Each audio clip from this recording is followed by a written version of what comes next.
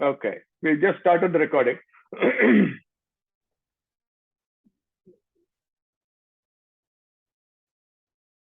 Thank you so much, Shankar, for. I believe it might inspire a lot of people to pursue their passion, whether it is travel or otherwise.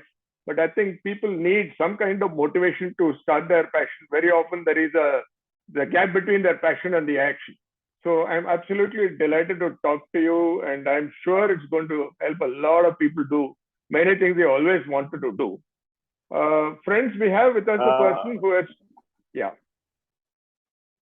yeah, Shankar, you want to say something? I'm very I'm very honored that we have this opportunity, and most importantly, I'm addressing a group of people who are interested. So it is always fun to address a group of people who show interest in what you have done, instead of just talking about your trips to just anyone. So this is a great opportunity to do that. And if it inspires people and if people want to get in touch with me for further details, I'll be very happy to do so. Super. That's a wonderful way to start. And I think it's going to really motivate people who want to have chats with you. You're going to be busy for several days from now on, I can see. Okay. So, friends, we have with us a person who has traveled to 148 countries. And let me repeat the number 148, 148 countries out of the total number of 195 countries in the world. A person I admire and respect hugely. After shattering his left hip in a bicycle accident, he hiked the Grand Canyon, trekked 20,000 feet in the Himalayas, climbed Kilimanjaro, and did whitewater rafting in the mighty Zambezi. His name is Umashankar, born in Pudukkottai, lived in Mumbai, studied in Ruya College, and graduated in engineering from Baroda, worked in Popli, Bhadravati, and a couple of other places in India. Moved to the US several years ago, worked as assistant dean at the University of Arizona for many years, moved to San Diego a couple of years ago. One thing led to another.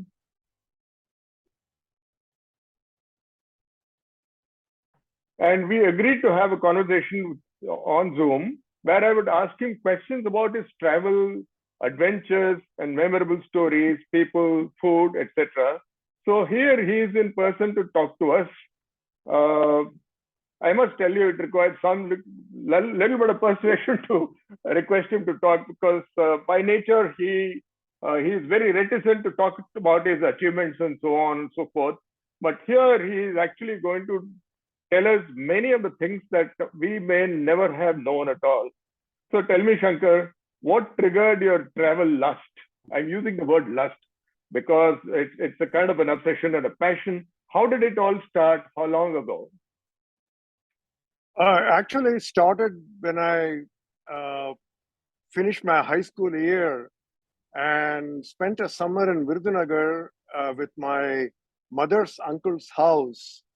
And I borrowed his bicycle and started touring all the local villages.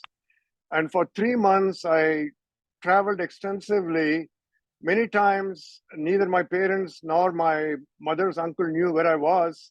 And I would show up a few days later to get fresh clothes and collect the money that my father had dutifully sent and disappear again. So that triggered a lifelong passion for travel, and the beauty of the South Indian villages, the hospitality of the people that I stayed with, it made a permanent impression on me, wanting to explore more, not just in India, but around the world as well. Amazing. I didn't know this Virudhunagar story till now.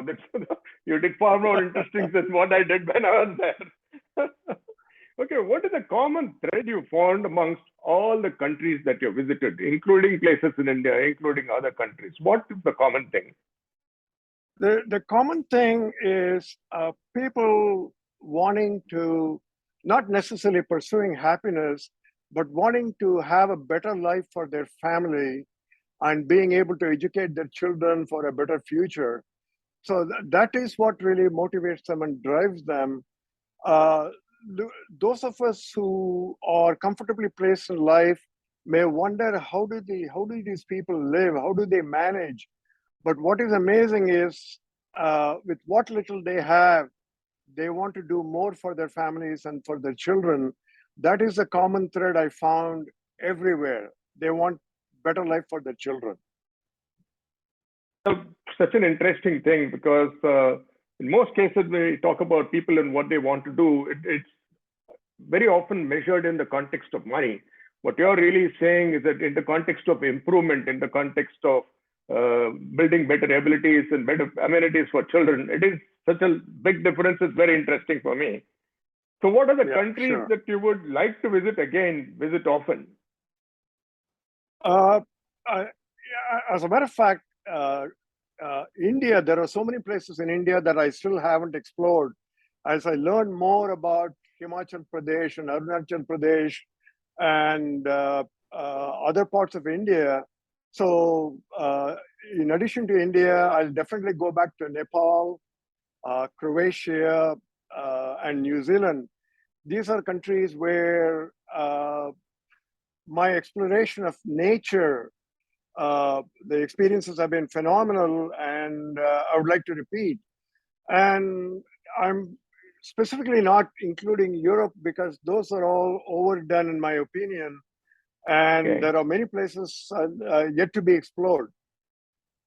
So I like the word exploration that you're talking about.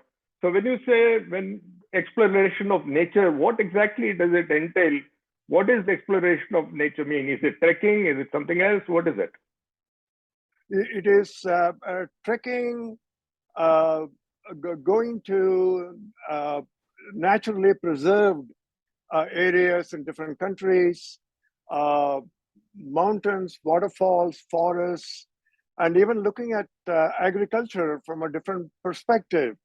How people cultivate, what do they cultivate? Is it for their own sustenance or is it a business issue for them? So all that encompasses what I consider nature. And from what you say, the feeling I get is that you're not a typical tourist. You will want to explore things on your own. Not at all. I'm not a tourist at all because even places that are considered dangerous by others, I've traveled to, and I came back alive only because I didn't act like a tourist. All my belongings, including my passport and money and camera, would be in a plastic grocery sack, and I'll be dressed in very ordinary clothes, worn out tin shirt. And if I were to travel by bus, I would pour a lot of water on myself to make it look like I perspire a lot, so no pickpocket would sit next to me. So this is how I traveled in countries like Bolivia and other countries in Africa as well, where the media always portrays them to be very dangerous, but it's dangerous because you expose your wealth that other people want. So if you act like one of them, then there is nothing for them to gain from you. So you're blending in with the local nature and local people. And you're not attracting attention as a tourist, and you're not a tourist as the way that's your attitude. I'm not you're not a tourist. Yeah. You know, there is a interesting sidebar here. We live in San Diego, which is only 15 miles to the Mexican border. So I frequently cross the border to go to Mexico, and there are two separate lines, one for Mexican nationals and the other for foreigners. So one day I dressed the way that I just described and went into the Mexican line to see what will happen. The immigration officer stopped me and he asked me for my passport. I said, "You're not asking other Mexicans, why are you asking me?" He said, "You're not a Mexican." I said, "How do you know that?" He said, "Your eyes. Your eyes don't look like me." So I said, "From my eyes, you detected that I'm not a Mexican. My complexion is that of a Mexican." He said, no. You cannot fool me. So I'm glad you tried this experiment. Please go back to the other line. Wow. But was he nice and polite? Yes. Yeah. Okay. Well, this So is a new one. I mean, they can make out from your eyes. So next time you have to wear some kind of artificial stuff and go there, I guess. yeah, they'll probably ask me to take my glasses off anyway. So Yeah, correct. So takes me to, you're talking about people. We naturally sort of moved into the people part of the travels that you had. Which in which country have you witnessed the highest amount of integrity amongst the people? I witnessed that in many countries, and it is not so much the country, but people who don't have much, who don't have, who are not uh, uh, trying to uh, exploit somebody like me who is visiting from other country for their personal gain. Uh, so people with the least amount of material possessions are the ones that I found had the highest integrity, and they treated me like a guest and shared whatever little they had with me. And so those are the people that I found had the highest integrity. And I made it a point to stay in those kinds of places wherever I traveled. I would never stay in a chain Western style hotel because I Hmm. would never get these kinds of experiences. Is it also possible that your body language reflected a certain kind of admiration for them, a certain kind of affection for them in some sense, and they reciprocated? Is that possible? I think so because I was not constantly watching my back, and I was not acting suspicious of these people that they're going to get something from me. So I was Right. extremely comfortable because all my things were in a plastic bag to begin with, and I would buy them uh, a meal so I could talk to them. Uh, in uh, in in Brazil, I got very friendly with the waiter, and I wanted to see how he lived, where he lived. He said, I live in a very bad part of the city. I said, that doesn't matter. How do you go home? He said, I go home by bus. I said, after Yeah. your shift, can I join you? So I want to travel with you by bus to see where you live. Right. And it was a remarkable experience.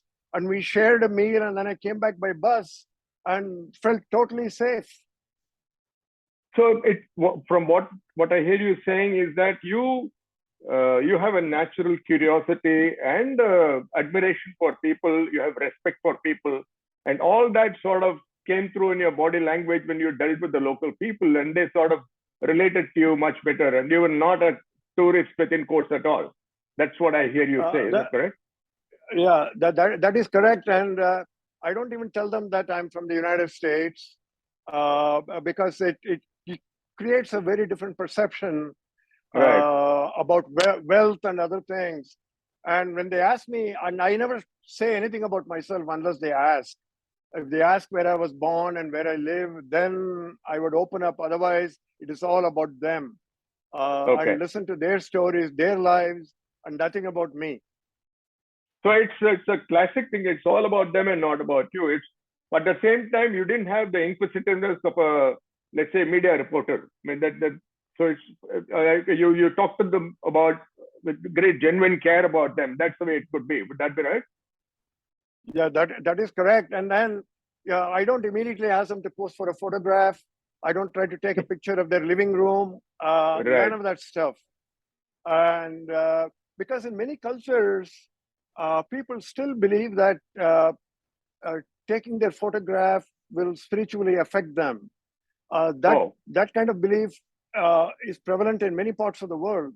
So I'm extremely sensitive to that. And unless they ask, I will never take a photograph. yeah. In our country, for instance, there is a strongly held belief that your lifespan goes down every time you take a picture. Yeah, It has changed but those kinds of considerably. beliefs exist. Yeah, That's right. whether I agree with it or not, it is their belief, so I respect it. Absolutely, absolutely. So I'm not asking this question to judge anybody, but in which country did you witness the highest integrity? Uh, Strangely, in Mexico and Armenia and some of these countries that typically we won't even think of, where even if I forgot something in a bus or a train, they will make it a point to locate me and return it to me. Those kinds of things I experienced in Mexico, in Armenia, and even in Nepal. Why did you say strangely? Because people generally believe that in these countries, they are out to get you. The first chance they get, they'll pick your pocket or rip your backpack, or that's the general belief. But that is very different from my personal experience. The only time in all these travels, the only time that I ever lost anything was in Guatemala, where I foolishly trusted the bus driver and put my carry-on under the bus. So at one of the stops, somebody walked off with it, and I just said, "Well, he needed this more than I did." So, okay, well, that's a very cool way to say it, right? Yeah. So my jacket, my clothes were all gone. So when I landed in with an empty hand at the airport, my wife was very surprised. She said, "What happened to your luggage?" Well, somebody else needed it. That's a very nice way of saying my luggage.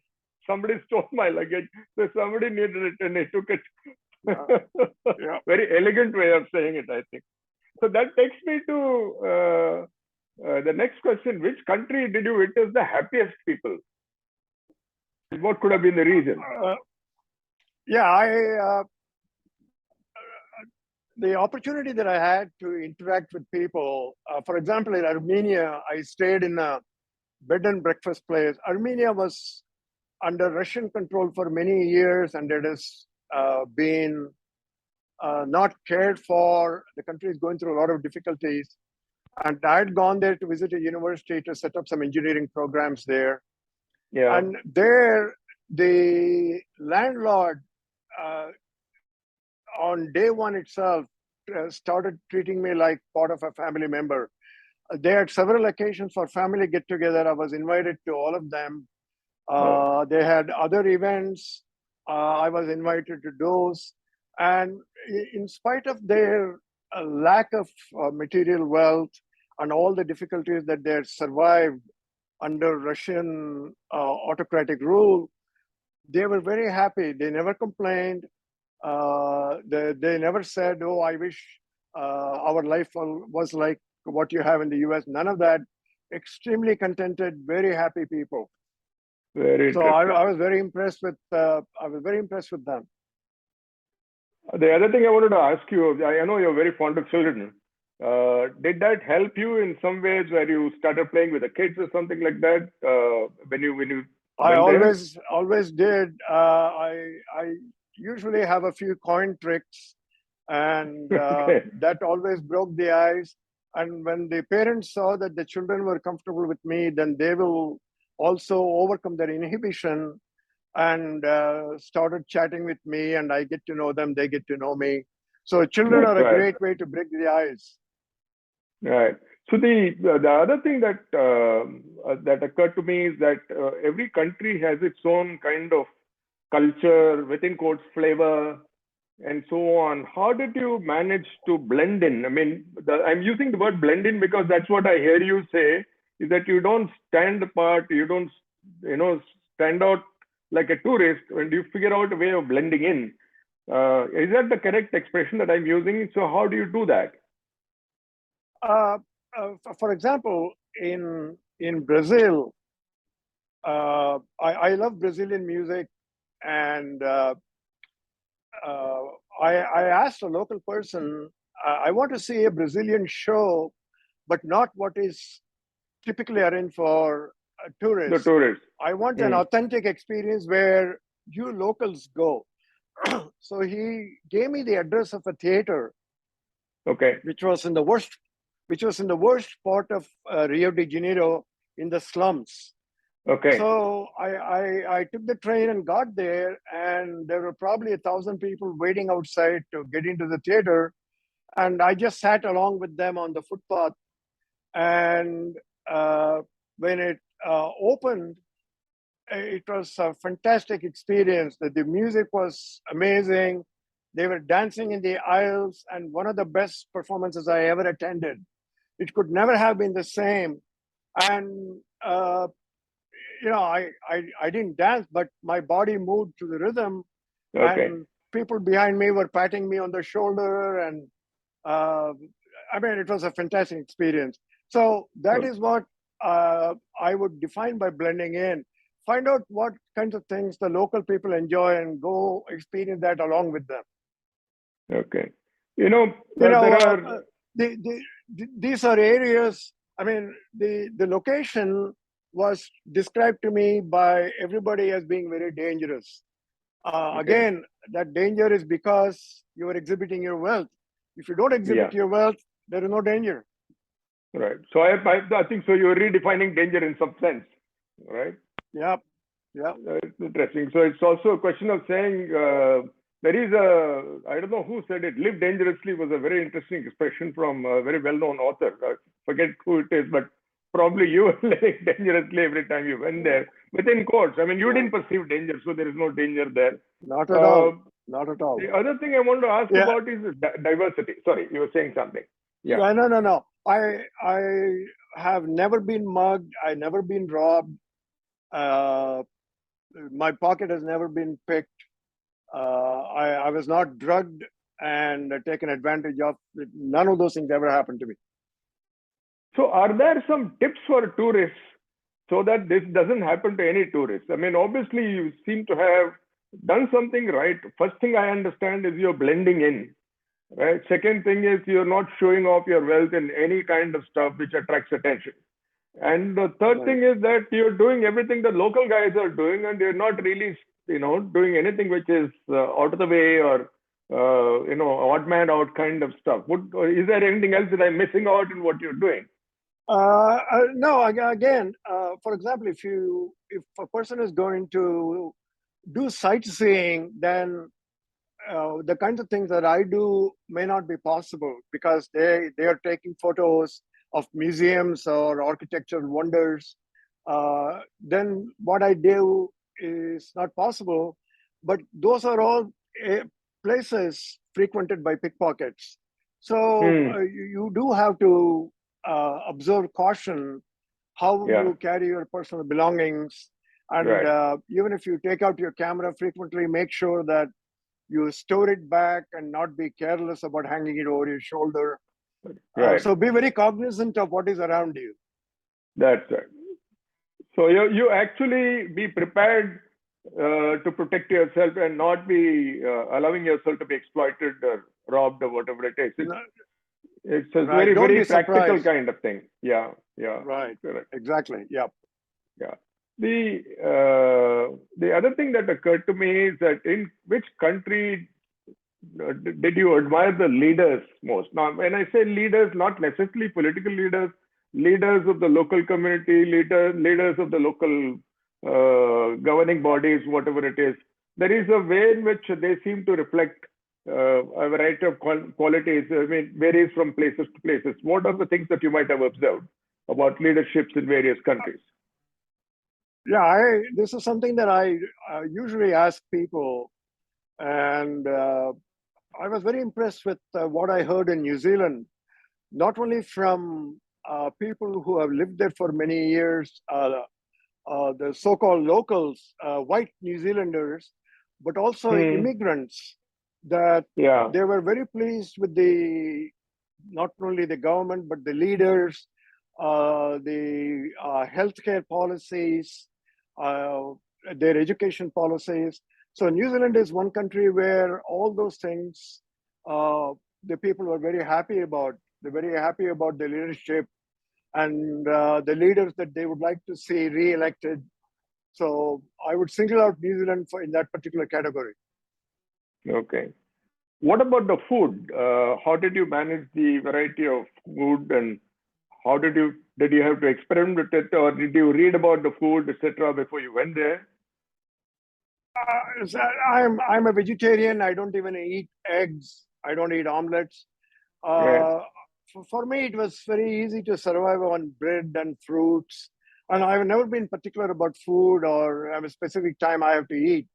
I'll go prepared. I'll always carry something so that in case I get stranded, I Okay. don't starve. So I'll always carry some bread and fruits and water. And I was able to survive without any problem. So that's never been an issue for you at all. No, not at all. In fact, very interestingly, on the Trans-Siberian Railway that I traveled from Moscow to Beijing for 7 days, Hmm. uh, because I was prepared, I survived because the restaurant car is provided by the country through which the train is traveling. Hmm. So the first restaurant car was Russian. So I just for curiosity, I went to the restaurant car and looked at it was an 8-page menu.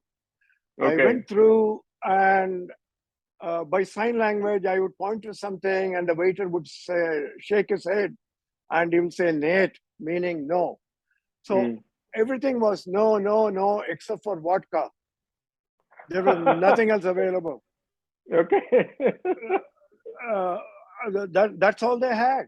And some kind of a preparation, which was a goulash that I was not interested in. So basically, a drink, vodka, and this goulash, I don't know what it had in it. And because I was prepared with cheese and bread and fruits, I had no issue at all. So I thanked him and then Okay. went back to my seat. Okay. How did you manage the currencies in every country? Did you have to plan it ahead of time? What did you do? I read about it and I was prepared for it because uh, as far as possible. In some cases, I could not get the foreign currency ahead of time. I had a very interesting experience on the just before the train that after finishing the Trans-Siberian, I took a train from Beijing to Hong Kong, and before leaving Beijing, I needed Hong Kong currency. So there are all these illegal traders that are Hmm. looking for people. So I found one of those guys and then I grabbed his hand and wrote my exchange rate. He looked at his hand, he shook his head, grabbed my hand, he wrote another number. So we went back and forth writing on each other's hand. And after the fifth attempt, we agreed on a number, by which time the train came and we exchanged the money and I got on the train. This is the best story of palm reading that I've heard. Yeah. Very interesting. Now, is it possible for you to cluster countries by the kinds of people in some fashion? Is it possible? Because people are different, people are also same. I'm just asking out of curiosity. Yeah, it's it, again in the rural areas it is possible, but because of the communications, internet, and so on, it has become a giant melting pot and amalgam of all kinds of things. Okay. So if you really want to experience culture, you have to go travel into the interior of the country to see what are the traditions that they follow. You know, just like India, there are observations. What you do with your left hand, what do you do with your right hand, where do you wear your shoes, do you cross your legs, how do you sit? These are all things that are observed very differently, but only in rural areas. In the big cities of all these countries, it's all the same. So if you really want to experience it, you have to make the effort to travel into the interior of every country. You said something very interesting, which is where internet has not reached yet. Yeah, yeah, You know, yeah. that's an It interesting has thing. internet has been phenomenal in terms of telemedicine and so many other things, but at the same time, the intrusion into people's cultures and taking things that don't necessarily belong in that culture. So there are some downsides too. So talking about culture, every culture has its own heroes, right? Uh, Yeah. so you must have observed that in various cultures, various people are considered heroes.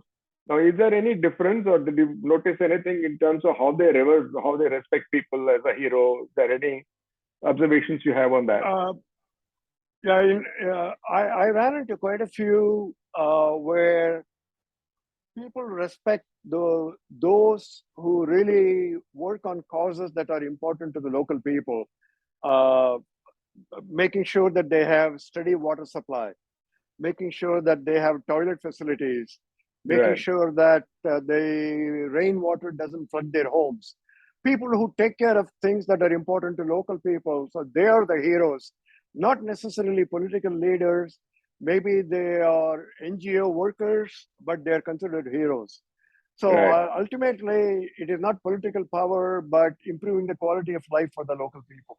That's it. What are you willing to do for your people? That is the common thread. Not Exactly, just willing, but exactly. willing and able to do both. Willing and able, both. Right, They make a right, difference in some right, fashion or the other.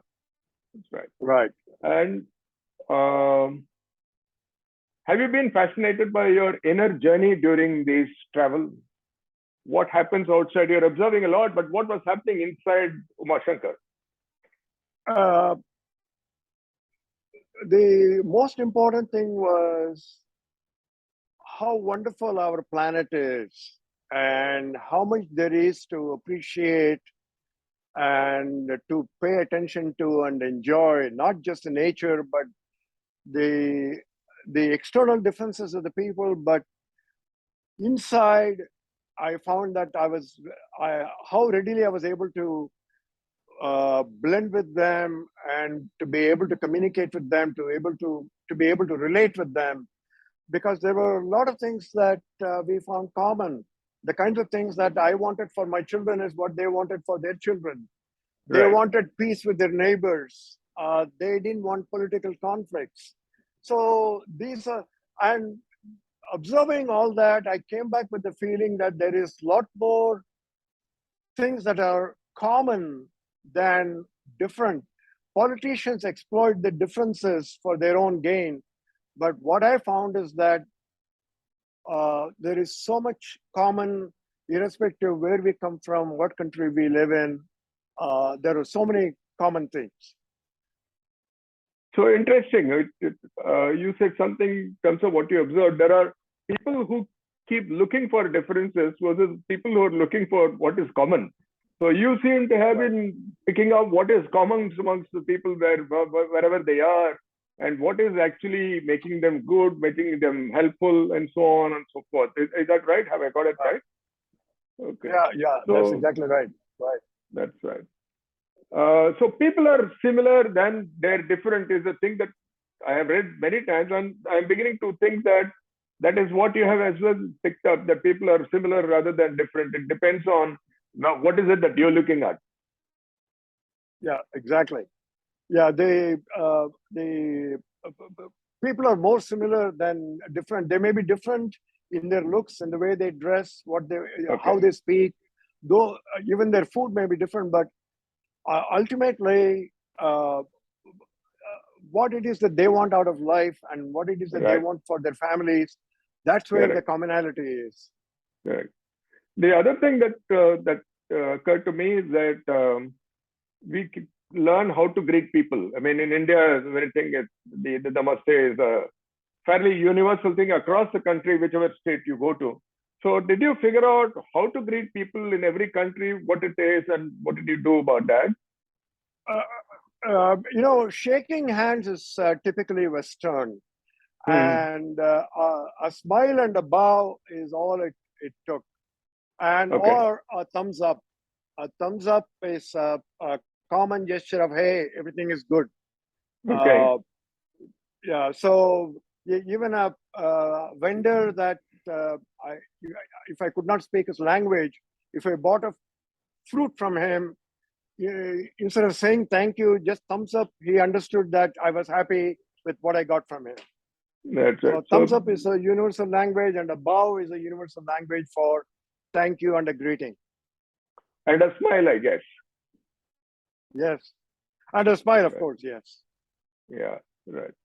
So, uh, in which country did you see the most women in jobs that are normally undertaken by men elsewhere? I will have to single out Russia because in Russia I found women doing lot of the heavy work that in other countries typically you will find a man, for example, digging a trench in the street, or Okay. cutting down a tree, or carrying a railroad track to be installed, or operating heavy machinery. All these things I found in Russia women were doing, which is not very common in many other countries. Okay. Is that some reason why it has happened there? Is there any assumptions or conclusions I, you came to on that? I think it is perhaps the communist philosophy Okay. that everybody carries the load equally, earns equally, Yeah. and so that mindset carries through in the workforce as well. So there is a certain sense of equality and no preferential treatment for anything or anybody. That is the kind of Right, equality that prevailed. Right? Okay, right. that's The interesting. job is open. If you're able to do it, it doesn't matter what your Yeah, gender is. yeah, correct. Where did you see the most colorfully dressed people, men, women, children? Which country? Uh, South Korea stands out because they use colors and fabrics and colored paper in just about everything they do. Uh, their homes are decorated in very vibrant colors. Children, everything they wear, very vibrant colors. So South Korea was very interesting in that sense. And even in parks and shops, the display of colors was very exuberant and not dull at all. You mentioned fabrics. Uh, did you witness that many places synthetic fabrics were taken over, or there are places where synthetics have not even entered the scene and they are into cotton or whatever else is a local fabric? Uh, uh, Most of the industrialized countries uh, use machine-made fabrics. Cotton and other things, other materials, I found more in rural areas in different countries. In Africa, even in China, in rural areas, I did not find any machine-made fabrics. Many of those things were locally produced. There is a very interesting expression which is, people use in speeches. That's the fabric of the nation. Okay. Uh, Yeah. Did you witness anything like this, or is there a way in which you would use what is the fabric of each nation to differentiate each country from another? Is it possible? Yeah, that is possible when you look at whether people have a contented life, that uniformly they appear to be contented.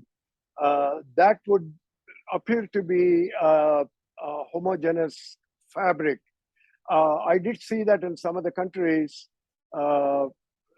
like Mexico and Armenia again. I found that among the people. So it's interesting. The fabric of the country is made up by values. The fabric of the country Yes, could be made of hard work, made of yes, equality, whatever, something in terms of yes, the values of the people. The fabric's made of that. So that's an interesting thing. exactly. It's not artificial. No, no, no. It is again the people and the quality of life and what they are aspiring for. What about safety? I mean, you did refer to it a little earlier. Which countries did you find the country to be the safest? And which country where, instinctively you had to be careful? Nobody told you, but then you know that this is not on, that I have to be careful and I have to hold on to stuff, whatever. You know, yeah, I was traveling in the interiors of Mexico, and I had to get off one train and catch another train to go to Mm. a place called Copper Canyon, which is 4 times the size of Grand Canyon and 200 feet deeper. And my train reached that junction at midnight, and the connecting train was not until the following morning at 6 o'clock. So rather than go into a town and uh, face some unknown risks, I decided to sleep on the platform. I used my Okay. backpack as a pillow and pulled a hat down my face and went to sleep. And totally safe. Nobody bothered me. Nobody tried to rob me. Nothing. So on a railway platform is where I found the greatest safety. Uh, Okay. and so similarly, bus stations in South American countries are very safe. But in terms of being cautious, it's a common sense. Everywhere, just be aware of your surroundings. Right. So So that is that that is prevails everywhere. correct. That's a prudent practice rather than a judgment on the people. That's what you're saying. Right, right, exactly right. Talking about sleeping on the platform, you had mentioned something about sleeping in the first class waiting room in that one station in India, and so something else happened. There was somebody else who was sleeping in the room, and then you found out a different thing about that person. You want to talk about that? Yeah, I was traveling from. Uh, I came to Birur Junction. Here again, the train that I came from Goa uh, came at night, and my train to Bhadravati was in the morning. And so I went to the first class waiting room, and I found a person sleeping on the floor, and I took the bench with a cushion and I slept. Around 6 in the morning, I heard a lot of commotion. There were two orderlies with a stretcher, and they were lifting this person and putting him on the stretcher, and they were about to carry him out. I said, what happened to him? They said, oh, he died on a train last night, and we had no other place to put the body, so we put him in the first class waiting room. So a whole night I slept in a room with a dead body. How did you feel when you heard it first? Were you amused like Well, the way you are now? Or did it sort of yeah, make you? if I ever believed in ghosts, that belief disappeared. That's an interesting one. Talk about people and their attires, etc. Which is the most colorfully dressed people? I think you talked about it. Is there what is the is there occasions on which these colors come out, or even routinely they dress very colorfully? People in Mongolia, I found that they dress very colorfully, even routinely. Okay, Uh, even on a day-to-day basis, they use knitted fabrics that contain very rich colors. okay. Uh, and because it's a very cold country, they use a lot of wool, and they dye the wool in different colors to make it look attractive, so it doesn't look drab all the time. Did you get an opportunity to participate in festivals in any of the countries you went, which just happened to be a festival, even though you didn't plan it? And what was your experience in participating in festivals? How did they welcome guests in the festival? Uh, it happened in many countries, uh, and again, because the number one reason for my being invited is because I didn't have a camera in my hand. So they knew that I was not just interested in taking pictures and disappearing, but I was genuinely interested in what was going on. So more than half a dozen countries, I, uh, I attended festivals, but I did not partake of the food because I didn't know what was in it. Yeah. And being a vegetarian, I wanted to play it safe. In a lot of these countries, beef and ham and all those kinds of things. But people were very nice. They were not offended that I would not eat. Okay.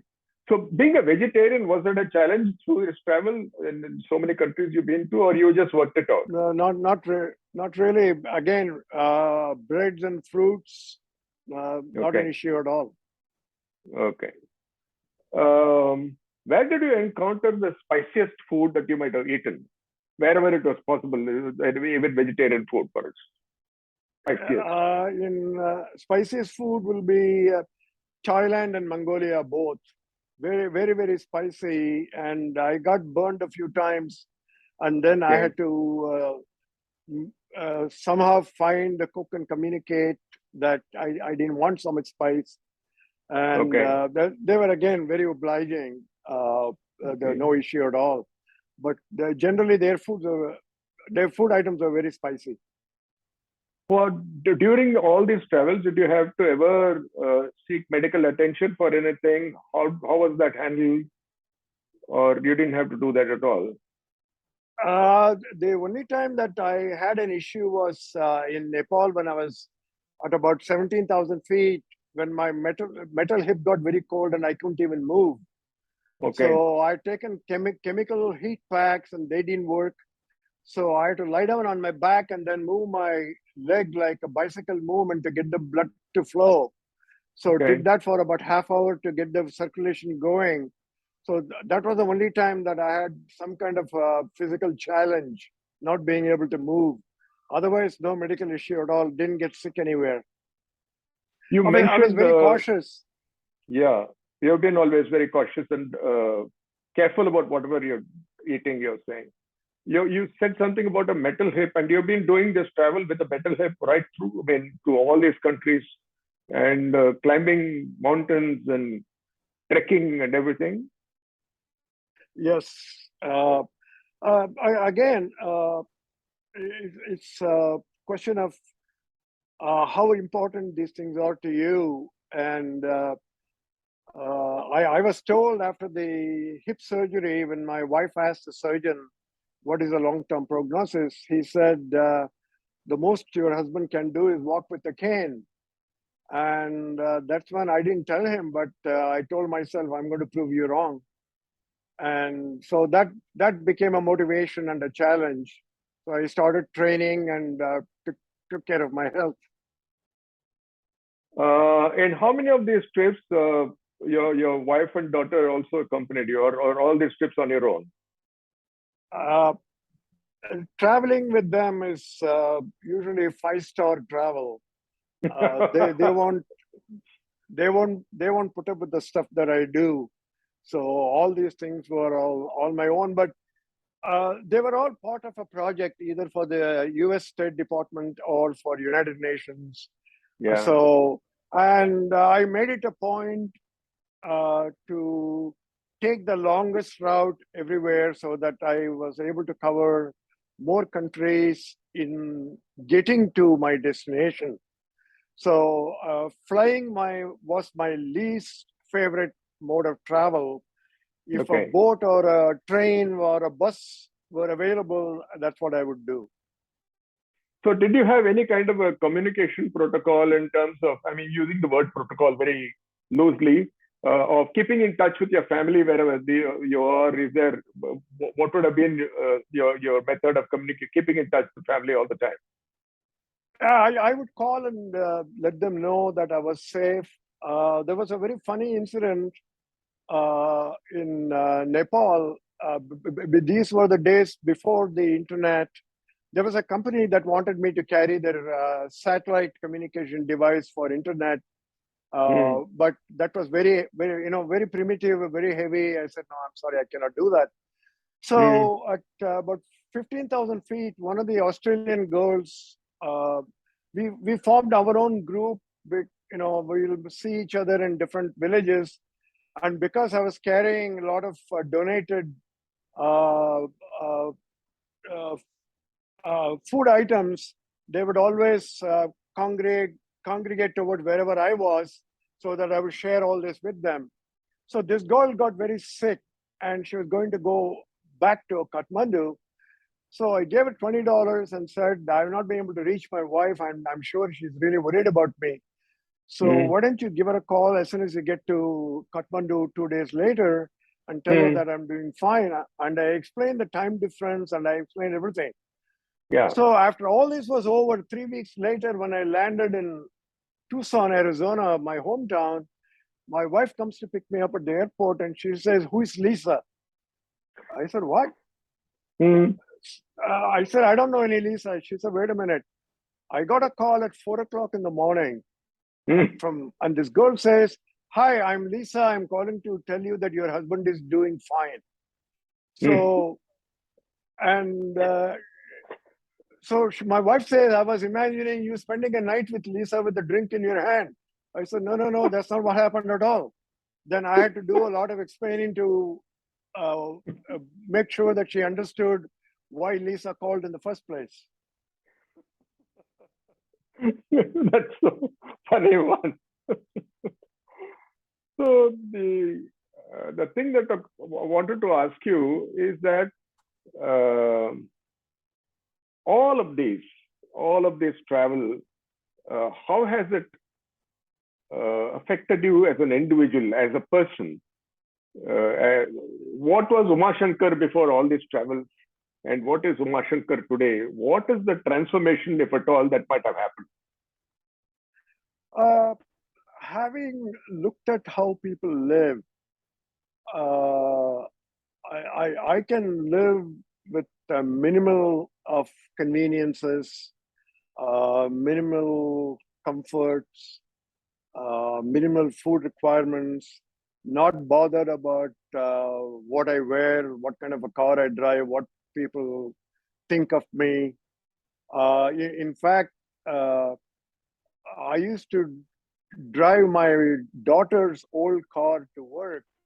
And one day she asked me, aren't you worried about what people think? I said, why should it matter? The car runs and it takes me to work. So it makes absolutely no difference. Uh, I told her the real freedom comes when you don't worry about what other people think of you. So I said, I feel totally free. So, how I've been able to enjoy my life because of what I've learned from all these people, how with so little, how all these people live so happily, live such a contented life. And to be able to do that in a country like the United States, I feel I'm very fortunate. I don't have to prove anything to anybody. I'm very happy just the way I am. Okay. Do you get opportunities to deliver talks about your travel anywhere? Like, for instance, so one of the things would be a Rotary Club, for instance. I mean, everybody is looking for speakers. Did you have any opportunities to deliver talks, or Oh, either to many, educational stations? Yeah, yeah. many places, many schools, colleges. I was traveling in Kerala, and I was walking by a school, and I went in and said I would like to see the headmaster. Hmm. And then I told him who I was, and I was traveling through Kerala. And I told him, I've been to different parts of the world, and your students, if they're interested, Yeah, they can ask me questions about what other countries are like and what other people, how other people live. He said, would love to have you speak to. He said, they're all at lunch. Would you like to join them for lunch? I said, I'd love to. yeah. So Hmm. we had lunch together, and then the 200 student assembly got together, and I spoke to them. So a lot of opportunities all the time. Okay. Has it happened that during all these travels, by chance you met a friend you have not met before for several years, maybe a classmate or a former colleague or whatever, or a relative you met by chance or anything like that? Surprise meetings, would anything like that happen? Only in airports. It does not Only in happen at airports. the other places. Yeah, the other kinds of transportation I took, nobody else takes. So only at airports I run into people that I knew, or of Okay. the president of the of my university. I ran into him on a plane. Okay. I've run into celebrities that way, but nowhere else. Only at airports or planes. What are the kind of memories that you have carried back from all these various travels? I mean, you've described this, but if you were to when you are talking to your grandchildren, for instance, what are some of the things that you might want to tell them in a manner they can understand? The way you explain to adults are different, but if you speak to your grandson or your granddaughter and they ask you about these travels, what are some of the things that you might want to tell them? I will tell them about the kind of schools these children attend, the kind of furniture they have in the schools, or the lack of furniture, or the fact that they sit on the floor and listen to the teacher. and what materials they use for writing, Yeah. what is the media they use for writing, what kinds of notebooks or books they carry, do they carry backpacks, do they carry water bottles, what kind of food they eat, where they eat, and where they live, and what their parents are like, where does their water come from, do they have to travel 2-3 miles every day, their parents have to travel to get the water, that you just open a faucet here and you get water, do they have electricity, where do they read at night, where do they sleep. So these are all the things that I will tell them. What kind of questions do they ask you? They ask about what kind of toys the children have, and what kind of what are their schools like, and what do they eat? Do they have enough food? So these are all the things they ask, and I've written all these things down so that someday if they ever get interested, they can read them. I not told them that they should read it. It is entirely up to them. It is, their parents know it is there.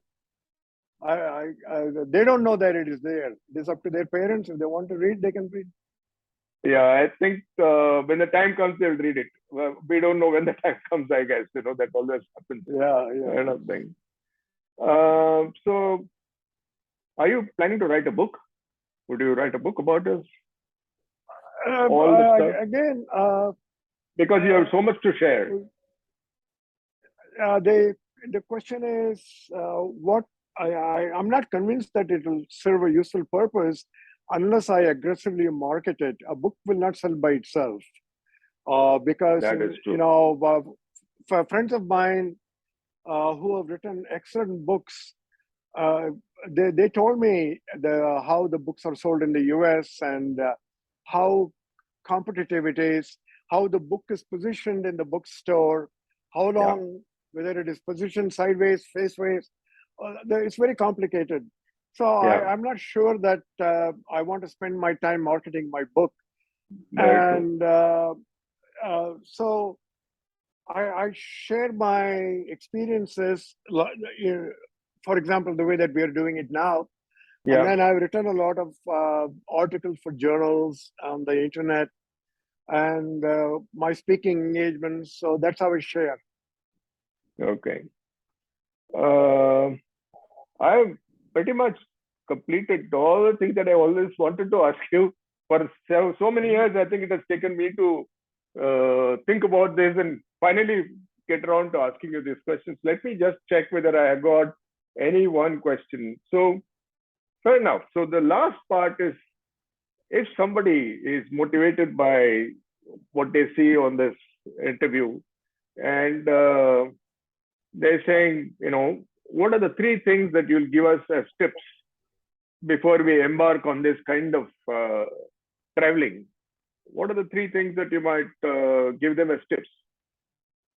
Well, one is to have the patience. If you're used to air travel, of course you get used to delays. But other forms of transportation, there may be unexpected delays. You may end up in places that you're not planning on. So just to be prepared that, hey, you may get stuck. You may get to that place 2 days later. So my philosophy of travel is journey is my destination. So the destination doesn't matter. How I get there, I enjoy it immensely. So if it takes 2 days more, so what? I enjoy that too. I would take a bus and go to a nearby village, explore, come back, and the next day go to another village. And then by that time, the bus may be repaired and may be ready to go. So that is fine. So there is nothing to fret about, nothing to complain about. That's the way life is. Journey is my destination. Such a powerful idea, right? Sorry. If you have that attitude, you will enjoy what you're doing immensely. So what I would say is, don't focus so much on the destination. Once you get there, do whatever you want to do. If you want to go to a museum, sightsee and all that is fine. But enjoy the ride. And to enjoy that, you may want to take other forms of transportation and not just fly. Yeah. And in everything that is, even with my family, my wife and daughter, when we spent 3 months in the UK, uh, wherever we decided to go, for example, if we wanted to go to Ireland, there is an express train going from London to Dublin. Yes. Would I take it? No. I would take the longest route possible so that we get to experience so many different parts of both countries. Right. And I would watch the luggage when my wife would go to the ticket counter to get a ticket for this route. Invariably, they would say, "Who planned this route? Nobody travels this way." She would point to me. She said, "Shall I bring him? He can explain to you why he picked this route." So, well, by express train, it would take 3 hours. By the route I planned, it would take maybe 9, 10, 11 hours. But we would meet incredibly interesting people, fantastic sights, going through national forests, traveling by narrow gauge train. We would change trains from broad gauge to meter gauge to narrow gauge, and Right. finally maybe cross by a boat. So fantastic experiences. So not only be prepared for unexpected delays, but also choose interesting forms of travel. I've traveled even by bullock carts Yeah. when there was no train. So if you do that, you will really enjoy your travel. The other two things that you said is stuck in my head, which is to trust the locals, right? Yes, And don't behave like a tourist. yes, These are two definitely. things that really sort of stood out in everything that you said. So I don't know how else to thank you for what you have shared today. It's a huge wealth for people who will be interested in traveling, and we'll try and share it very widely. It will go on to my LinkedIn post and Facebook, and I'll share the link with you if you can just share it across all your connections and networks and so on. I would Sure. I think it'd be great if it is shared as widely as possible. And all the schools that you travel to or met, etc., if you still have the connections, maybe you should share it with them. They can show it to their students. Definitely. Yeah, because I think Yeah, what has definitely. happened is in this entire process, your philosophy of travel has come through as clearly to me as much as descriptions of destinations, descriptions of people. So that core thing is so important for them to understand is that it's not being a tourist. It's about meeting people. It is about traveling. It is about experiencing. It is about enjoying everything that you're doing and thinking about what you have than what you don't have. And then your That's story right. in that railway waiting room is a shocker, but it's also a very interesting way in which we look at life. Right? Thank you ever so Yeah. much. I have to tell the audience one simple secret, if you may. Mr. Umashankar. Before that, Yeah, I want to add one more thing. yeah, Uh, sure. you said there were three things that you wanted people to know who want to travel. Yeah, The last thing is not to judge people based on some external thing. And the right, example I want to give is, for example, in Japan, when you get on a subway train, you go sit next to a Japanese, within a few seconds, that person will get up and go find another seat. Your initial reaction may be that these people are racist because my skin is darker, they don't want to sit next to me. Those kinds of things may occur to you, but if you really look into it, I really dug into it. Why do Japanese do this? The reason is they study English for 16 years in school, but they have no experience in speaking English. So their deathly fear is that you're going to speak to them in English and they may not be able to answer. And the worst fear for a Japanese is losing face in front of other Japanese. So if you said something to them in English and they could not answer, other passengers, other Japanese will observe them and they will lose face. That is what they're so deathly scared of. They will get up and go to another seat just so they won't be embarrassed. So if I had not really looked into it and understood why they do this, I would have gone home thinking these people are racist and They don't want to mix with other cultures and all that sort of thing. In fact, they are afraid of me, not me afraid of them. Yeah. Okay. In fact, this story, what you mentioned now, it's an amazing one. I was just about to say how your experience of travel and non-traveler is all about blending with the local customs, blending with the local culture, and so on, and therefore be in a position to enjoy the travel process completely. And the most important thing is to trust the locals and don't play tourist within quotes, right? So Yeah, thank exactly. you so much for your time. I just want You're to welcome. say one last line for the viewers. This is like a big story, which is Mr. Umashankar is my elder brother, right? So, so it's not like the two of us haven't had a conversation for a long time and we're finally having a conversation. It's just that I've been wanting to do this for a very long time. And he being himself, he said, but why do we need to do this? And so on. And finally, I had to persuade him saying, it's not about my admiration for you as a brother that is this interview all about. It's about if you want to really travel, the insights into traveling and the best kind of value to get out of travel is one person's way of doing it.